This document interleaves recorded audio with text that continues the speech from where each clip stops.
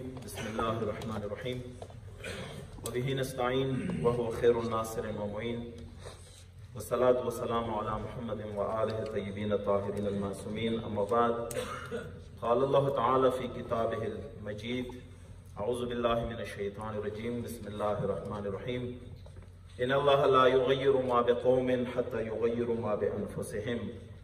سب سے پہلے میں اپنے نہایت ہی گران قدر مہمان جناب GOC صاحب، کمشنر صاحب، DIG صاحب اور جو باہر سے جرگہ تشریف فرما ہیں ان کا دل کے عطا گہرائیوں سے شکر گزار ہوں کہ آپ تشریف لائیں. اور اسی طرح ہمارے یہاں کی جو انتظامیہ ہیں، بریگیڈیئر صاحب اور DC صاحب، DPO صاحب، کرنل خالد صاحب، جتنے بھی ہمارے یہاں کی انتظامیہ ہیں ان کا بھی شکر گزار ہیں کہ آج اس محفل میں تشریف فرما ہیں. پرچنار الحمدللہ اللہ کے بے شمار نعمتوں سے مالا مال ہے، لیکن میرے خیال میں 6 دہائیوں سے بلکہ 7 دہائیوں سے یہاں پہ اللہ کے ہزارہان نعمتوں میں بھی ہم نے اس سکون کی زندگی نہیں گزاری جو ایک شہری کا ابتدائی حق ہے. بدقسمتی سے میں یہاں کے حالات یا پورے پاکستان کے حالات کی طرف اگر اشارہ کروں تو ایک لعنت اور ایک آواز 80 کی دہائی میں پاکستان کی سرزمین پر بلند ہو گئی، جس میں الجہاد اور کفر کا فتویٰ لگا مسلمان کا مسلمان پر، جس نے پاکستان کی اقتصاد کو بھی تباہ کیا، جس نے پاکستان کے امن کو بھی تباہ کیا، جس نے پاکستان کے 300 ڈاکٹر اور 100 انجینئروں کا خون بہایا اس نعرے نے. اس کے بعد وہی نعرہ جو میں اس خطے میں ٹچ دے دوں، وہی نعرہ چند دن پہلے پراچینار میں بھی لگا، الجہاد کا نعرہ بھی لگا اور اسی طرح جو ہے کفر کا فتویٰ بھی لگا. یہاں پر صدا میں شیعوں کو کافر کہا گیا اور شیعوں کے خلاف الجہاد کا نعرہ لگا.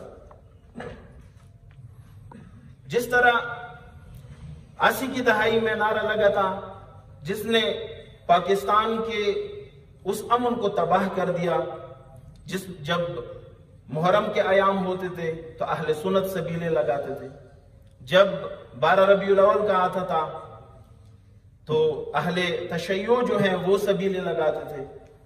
وہ سارے سبیلے میں چلی گئی، اس نعرے کے نظر ہو گئی. اور اسی طرح محرم کی سبیلیں بھی جو اہل سنت کی طرف سے لگ رہی تھی وہ بھی اسی نعرے کی وجہ سے وہ نظر ہو گئی. وہ محبت ختم ہو گئی، آپس میں جو برادری تھی وہ ختم ہو گئی، جس میں کسی کا نقصان ہو یا نہ ہو لیکن ملک کے خوددار پاکستان کا ایسے نقصان ہوا جو ابھی تک اس نقصان کا ازالہ نہ ہو سکا. جناب GOC صاحب، آپ ایک نہایت ہی ذمہ دار پوسٹ پہ اب تشریف فرما ہیں.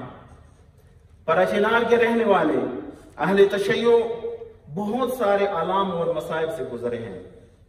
میں اگر گن لوں تو شاید ٹائم میرا زیادہ لگ جائے گا. میں نہیں چاہتا ہوں کہ اس مجمع کا میں زیادہ ٹائم لوں. 61 سن 1982-83 جس میں ہمارے بچے قتل ہو گئے صدہ میں، اور صدہ سے ہمیں نکالا گیا اور ہمارے جتنے بھی گرانہ تھے بے دردی سے ان کو شہید کیا گیا، کوئی پوچھنے والا نہیں تھا. 87 میں وہ نام نہاد جہادی تنظیمیں جو افغانستان میں لڑنے کے لیے یہاں پر لاکھوں کی تعداد میں ہم نے افغان مہاجرین کی شکل میں جگہ دی تھی، ان کی ہم میزبان بنے تھے.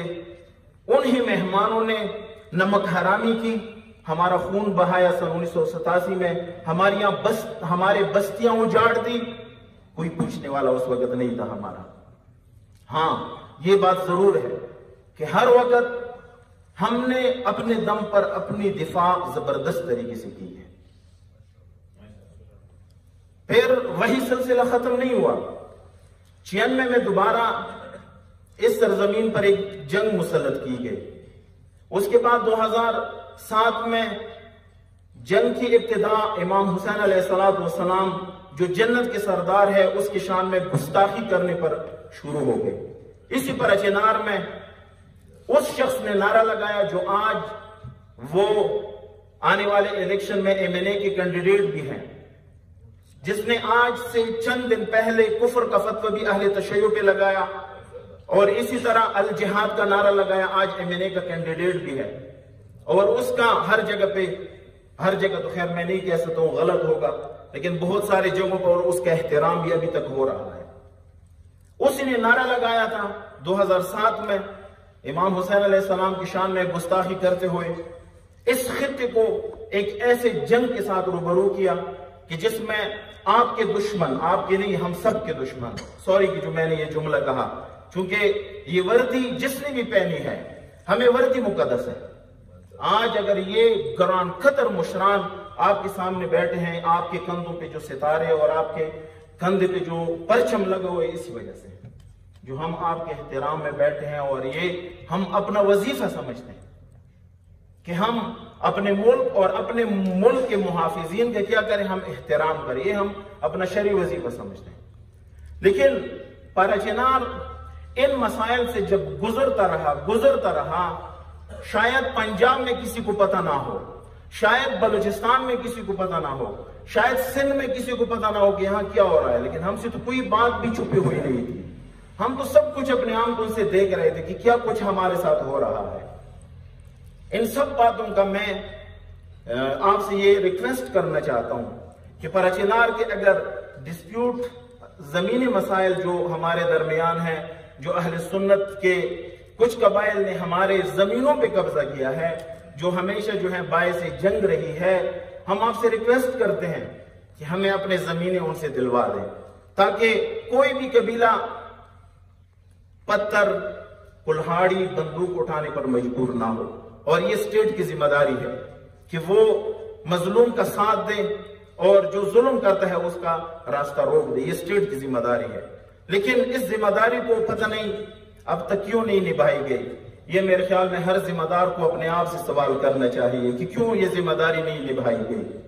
بہرکیف آپ تشریف فرما ہے اس چیز پہ، ہم آپ سے یہی ریکویسٹ کرتے ہیں کہ یہاں کی باشندے، چاہے وہ اہل سنت ہے چاہے اہل تشیع، سب پر رحم کریں. ہمارے جو درمیان زمینی مسائل ہیں اس کا ایک عادلانہ، منصفانہ حل نکال کر اس خطے کو جو ہے مزید خون خرابے سے بچائیں. اور اس کے علاوہ امن میں ایک امن کی تھوڑی سی وضاحت کروں. اگر کوئی امن کی تعریف یہ کرتا ہے کہ پراچینار میں اگر فائر نہیں ہے تو امن ہے، نہیں، میں اسی کو امن نہیں کہتا ہوں. پراچینار میں فائر بھی نہ ہو لیکن زمینوں پر قبضے بھی نہ ہو. پراچینار میں کبھی امن قائم ہی نہیں ہوا. ٹھیک ہے فائر نہیں ہے، لیکن آج بھی آپ جائیں، آج بھی بالچکھیل کے سرزمین پر قبضے پہ قبضہ ہو رہا ہے، کوئی روکنے والا نہیں ہے. میں اس کو کبھی امن نہیں کہوں گا. یہ ابھی بھی ان کی سرکشی ہے، لیکن یہ اہل تشیع جو ملک سے محبت کرتے ہیں اور ملک سے محبت اپنا شرعی وظیفہ سمجھتے ہیں، ہم اگر حکومت کا دروازہ کھٹکھٹاتے ہیں لیکن کبھی بھی کسی نے اب تک ایک گھر بھی نہیں روکا. اسکول کی منظوری بھی دی ہے، روڈ بھی بنا رہے ہیں اور ان کو ٹیوب ویل بھی دے رہے ہیں ہماری زمینوں میں. میں اس لیے آپ کے سامنے یہ باتیں رکھتا ہوں تاکہ ان چیزوں کا ایک حل نکلے. بس دو مسئلے ہو گئے، میں آخر میں خلاصہ کرتا ہوں.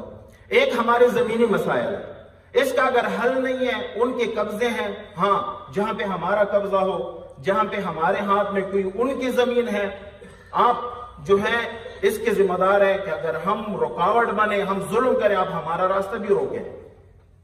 ہم سے بھی ان زبردستی دلوا دیں ان کو. درحالے کہ ہمارے مشران نے، خصوصاً ہمارے سیکرٹری صاحب جو ہمارے پوری قوم کے آج وہ جو ہیں وہ رہنمائی کر رہے ہیں، لیڈنگ کر رہے ہیں، اس نے ہمیشہ کہا ہے کہ آئیں اہل سنت کی جہاں پر حق کو ہم سے لے لیں، ہم دے دیتے ہیں بغیر کسی عدالت کے، ہم دے دیتے ہیں. لیکن ان سے بھی ہماری یہی ریکویسٹ ہے کہ ہماری جتنی بھی زمینیں ہیں وہ ہمیں دلوا دیں. اگر ہمیں زمینیں نہیں ملتی کوئی ہمیں اگر امن کا خواب دکھائے وہ کوئی امن نہیں ہوگا. کوئی بھی زمین کسی کو نہیں چھوڑتا اور نہ ہم چھوڑنے والے ہیں زمین اپنی. آج نہیں کل، کل نہیں پرسوں، پرسوں نہیں ترسوں، جس قیمت پہ بھی کیوں نہ ہو ہم اپنے زمینیں واپس لیں گے. اور اس کے ساتھ ساتھ ایک زمینوں کا مسئلہ ہے اور ایک الجہاد اور کفر کے فتووں کا مسئلہ ہے. دیکھیں یہ مسئلے میں نے پچھلی دفعہ جب یہ نعرے لگے صدا میں شیعوں کے خلاف، بریگیڈیئر صاحب تشریف فرما تھے، کمانڈنٹ صاحب تشریف فرما تھے، میں نے ان سے ایک ریکویسٹ کی تھی کہ اگر اسی نعرے میں اس ملک کا کوئی فائدہ ہو تو ہمیں بتا دیں، ہم اسی پہ بھی صبر کریں. اگر اسی نعرے میں، چونکہ مجھے پتا ہے کہ جو ذمہ دار ہوتے ہیں، جو حکومت کے جو ہیں عہدیداران ہوتے ہیں، وہ نہ شیعہ ہوتا ہے نہ سنی ہوتا ہے، وہ سب کا ہوتا ہے. میں نے ان سے کہا ہے کہ شیعہ سنی کا مسئلہ درمیان سے نکالیں. اگر اسی نعرے میں ملک کا کوئی فائدہ ہو ہمیں سمجھا دیں، ہم اسی نعرے بھی صبر کریں گے. لیکن خدا کی قسم یہی نعرہ ہے جس نے ملک کو لرزایا ہے. ہم ریکویسٹ کرتے ہیں کہ اس ملک کو بچانے کی خاطر ان نعروں پہ جو ہیں دھیان دے. جو بھی نعرہ لگاتا ہے وہ اس ملک کا سب سے بڑا دشمن ہے، وہ اس ملک کا سب سے بڑا غدار ہے اور وہ چاہتا ہے کہ اس ملک میں انتشار ہو. اس ملک کو کس نے تباہ کیا؟ ہمارے انتشار نے. ملک تب پائیدار رہے گا، پائندہ رہے گا کہ جب عوام میں برادری ہو اور عوام اور انتظامیہ اور فورسز کے درمیان محبت ہو، تب ملک پائندہ رہے گا. خدا نخواستہ اگر ملک کے انتظامیہ اور عوام کے درمیان دوری ہو تو میرے خیال میں سب سے زیادہ نقصان اسی بات کا ہے. ملک کو انشاءاللہ ہمیں امید ہے کہ ہم آئندہ ایسے مسائل سے دوچار نہیں ہوں گے. شکریہ ادا کرتا ہوں سب مہمانان